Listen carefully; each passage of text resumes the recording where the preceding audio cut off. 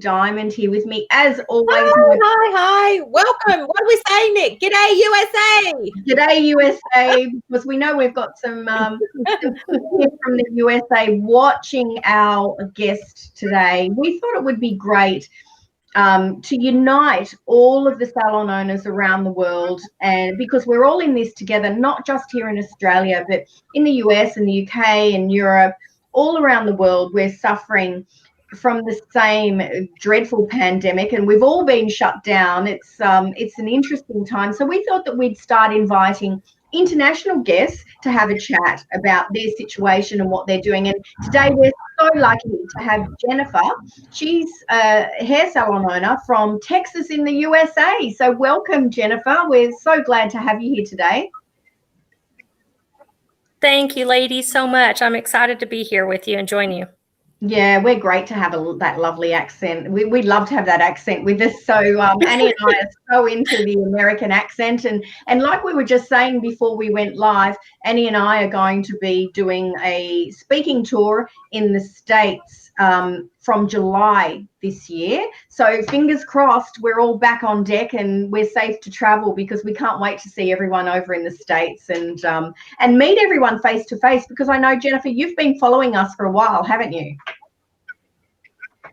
Oh, yes, I sure have.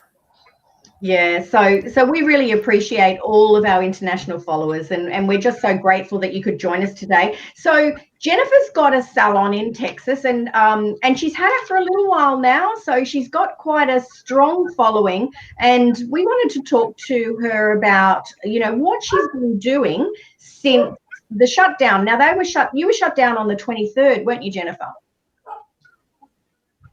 We did. We shut down on the 23rd by midnight was our mandate. Right. So did you have one crazy last day where everyone was trying to get in and get their hair done? Oh, we sure did. That last day was pretty much by invitation only. So it was quite a manic day for everyone, I think, that last day. I think we saw that all around the world. So now you've been in business for 19 years, so you've got a really strong clientele, haven't you, Jennifer? We do have a great clientele built and established. Yeah. So what have you been doing to stay in touch with them during this time? What efforts have you been making to make sure that your clients do stay loyal to you and your salon? One of the things that's been important to me is I have created some videos that I put up on our Facebook. We make sure that we stay in touch personally. Each stylist is staying in touch with those especially affected clients who had to be, their appointments had to be yanked out from under them. So we've made sure that we've stayed in touch with them via text message or phone calls, and interacting with Facebook, trying to get our clients to continue to interact with us, and, telling them, show us your grays. And the best way to be rooting for us is to be letting your gray grow and getting rooty. So, we're getting rooty along with them. So we're just encouraging them to stick with us and hang tight, and that it won't be too long, and we're going to be right back with them. That's a great idea. So I think we're doing. That's a fabulous idea. So when you just don't know how long. No, and I guess that's the same. I'm sorry. That's the same for everybody, I guess, right now. But moving forward, so when the mandate is lifted and you can open, how are you going to hit the ground running? It's going to be very exciting for you, because you've been in business almost 20 years and you've got that loyal following. Do you have any plans in place for day one of opening? We will probably have a kind of soft opening in the beginning, because the clientele is booked already, and so we just go day by day, taking those clients off the schedule and letting them know that we're keeping a list, and we're keeping a list of priority by how they were booked, and we will get them back on the schedule as soon as possible. And the best thing I think for us to do is just kind of hit the ground running with the first day that we're open. And I think what we'll do is maybe following the first Saturday that we're open, open, maybe we'll have like a little customer appreciation event where we'll have some food and wine and just invite all of the clients to come back and have a little celebration that we are reopening and we're going to get our hands back in their hair. Oh, it'll be a great day, won't it? That certainly will be. So do you think it will be fun? Do you think that you'll still have, even if the mandate is lifted, that you'll have the social distancing? So here in Australia, it's 1.5 metres or 2 arm widths apart for clients. So do you think that that will still apply when the mandate is lifted? Actually, it's very easy for us because I have on my open cutting floor, I have 4 stylists, and we are spaced pretty generously apart. So I don't think that's going to be a problem at all. And then I have 2 other stylists that work in suites where they're somewhat isolated. So I don't think social distancing is an issue at all. Good. Oh, that's good. Even during normal circumstances. Yes. And look, when we do come back, people are going to be so much more aware of hygiene, aren't they? Because we've suffered so dreadfully during this time, people are going to be so much more aware of, people coughing, people sneezing, people touching each other.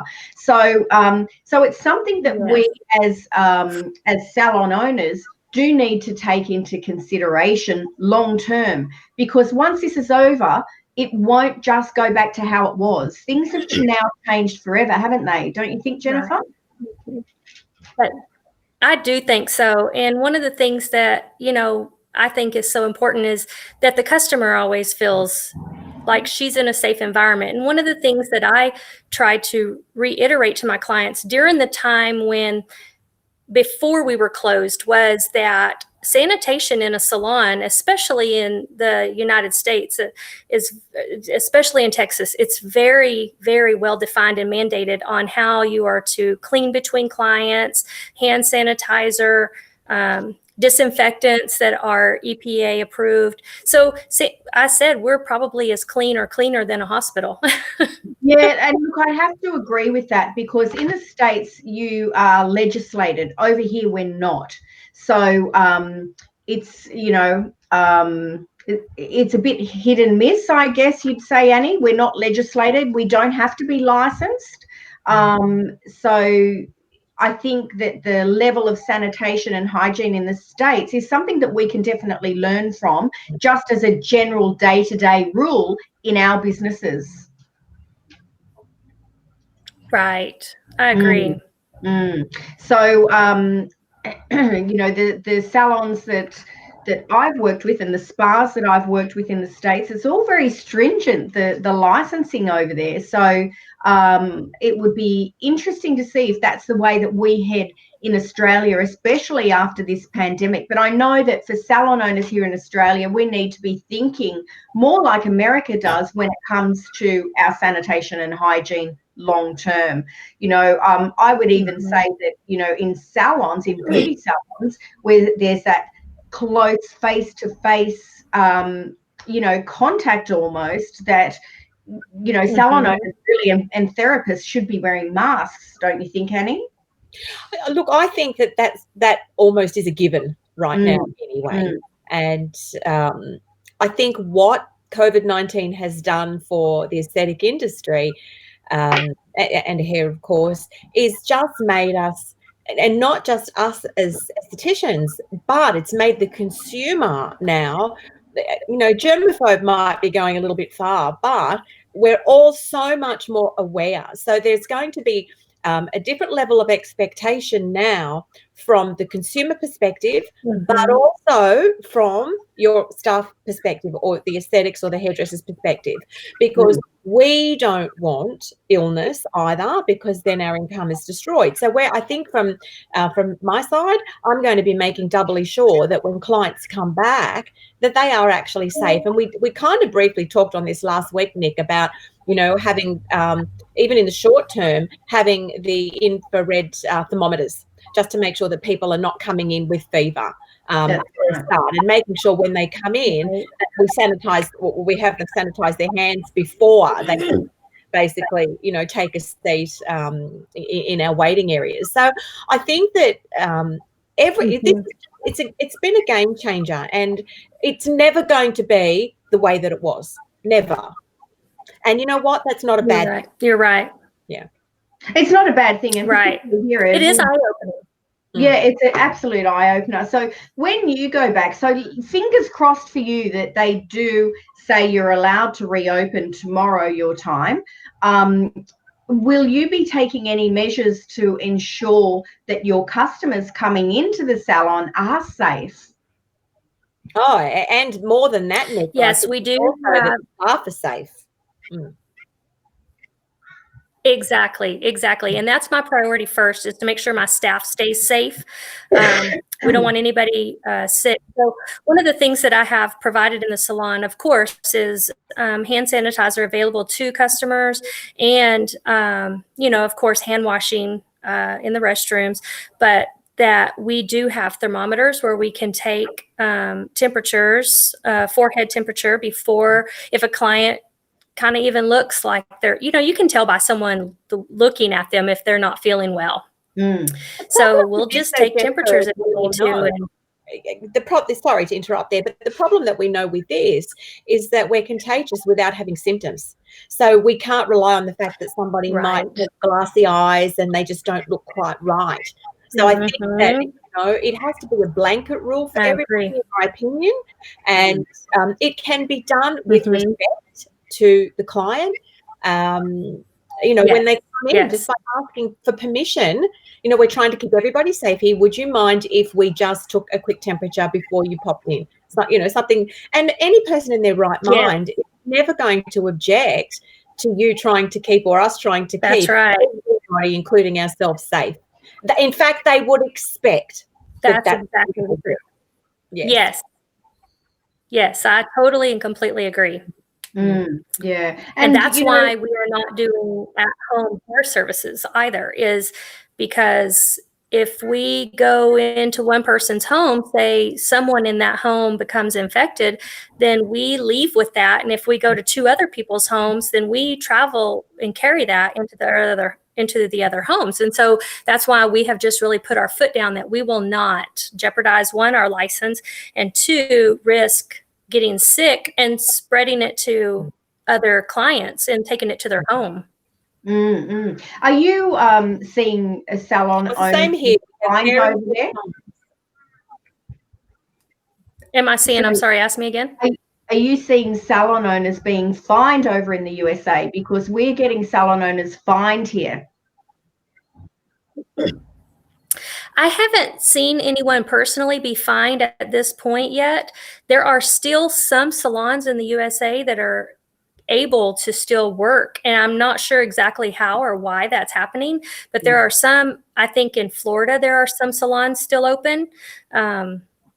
So I don't know why some are still open and some are not, or the majority is not providing services. So I'm not really sure. I haven't seen any fines come out yet, or anybody talking about fines, but we'll see if this goes further. Yeah, in Australia, we've got lots of people that have been fined, and certainly yesterday I heard of 3 salon owners that I know of that were fined, and these were hefty fines, $5,000. So they're really quite serious about it over here, Jennifer. Oh, I agree. What were you going to say, Annie? We had an incident last week, although it was a massage therapist business that was opened, and they were actually closed before our industry, but they had 3 staff members on. So the business was fined $5,000 and each of the staff members were fined $1,000 each. And I think it's got to be that heavy penalty, because, we're all in this together, and the sooner that we look, I think that we should shut down the whole nation, to be honest with you, and give us a good 2 weeks. No one leaves home, and just kill this virus, stop it dead in its tracks, But unfortunately, that's not happening. We're kind of being closed down in dribs and drabs. People, my partner, for example, he's still going out to work every day. He's classified as an essential worker. I don't know how, but he is. So, you know, it's just little portions of our society that are being closed down. And, you know, beauty went last week. It was Wednesday, I think, last week, wasn't it, Annie? 26th, I think. Yeah. Yeah. So, but that's interesting that you were shut down, Jennifer, on the 23rd. And on the 31st, they're talking about reopening. So that's only 8 days shutdown.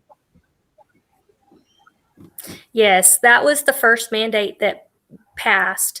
So we'll see. They meet tomorrow morning, so we'll find out what our, you know, I really think that they will go into a stricter restrictions after tomorrow's meeting, because our particular county that my salon sits in has exponentially grown in cases of COVID-19. So I really think that we will go into a stricter requirement after tomorrow's meeting. Right. Yeah. Okay. And so let's say they do say that you can open. What's your plan of attack? What are you going to do to get the word out to your clients? And what's your strategy? I think what we'll do first is we'll just make sure that those customers those guests that are first on the list, make sure that they get, you know, that personal phone call from each stylist or that text message that says, hey, your appointment is on and I will see you at this time. And then we'll just make sure that we are sending out video messages to our clients or, you know, Facebook, and we'll just make sure we're reaching out to all of them to make sure that everyone knows we are back in business. Yeah. And won't that be an exciting day for everyone? Oh gosh, yes. We're ready. Jennifer, as part of that, the messaging that you'll be sending to your clients to say that you're open, I'm assuming there that you'll also be having messages of what you're doing to protect your clients within those messages going out. Oh, absolutely. Absolutely. That's one thing we have reassured our clients is that we have up until the point of closure, and then upon reopening, we will make sure that we are communicating what our sanitation standards are and what is expected in our salon and what you can expect when you come into our salon. Perfect. Yeah. And that's what the consumer needs confidence. So yes, we all want our greys done, but we also want to be confident in the fact that when we do come back, that we're going to be, you know, 100% safe in your hands. That's right. That's absolutely right. And that's our first and foremost important factor to cover, is that our stylists are safe and our customers are safe. Now, yesterday in Australia, Jennifer, the Prime Minister announced, well, he has been announcing financial support for people who have lost their jobs. And yesterday, a very important support package that he released was to support business owners who have employees to keep them employed. So what he's doing is he's actually allocating X amount of dollars per fortnight for each employee that businesses like hair and beauty have to keep them employed, so that when we do come out of hibernation, these people still have jobs.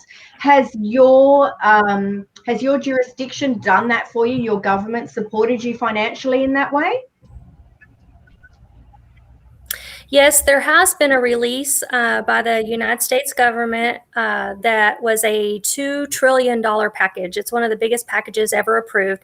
It does provide some loan opportunities for small business owners. Unfortunately, because my girls are booth rental, I don't employ them. So we won't, my salon will not be able to qualify for any of the funding that was issued in that mandate, in that stimulus package is what they're calling it. Because you can't use it towards a mortgage, and I own my building. You can only use it towards rent. So I could use it to pay utilities, but that's about it. And outside of that, it's if you use the funds, you apply for the funds through like an SBA program.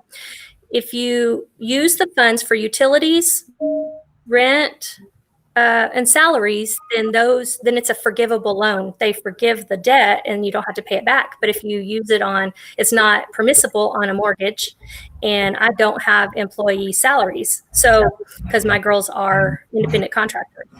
Right. Okay. But it sounds like that you've pretty much got yourself established, and that you're in a good financial position to be able to ride this wave out and come back strong. Yes, absolutely. Absolutely. So you've been working smart and not hard, Jennifer, which is what Annie and I always tell everyone to do. Absolutely. That is my goal. Fewer days and more money. That's our goal too. We just want to spend our lives traveling the world and speaking at conferences. And we could do that easily, couldn't we, Annie? Every day of the week, Nikki. We could certainly. You and I could both talk.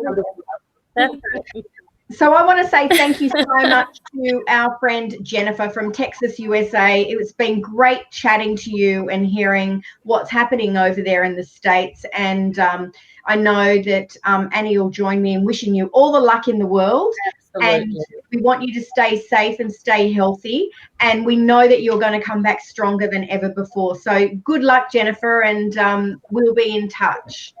Yes, so Jennifer, once everyone goes thank back you to work, so much. we'd love to have you come back and talk to us after you've reopened again, and just let us know how you're doing.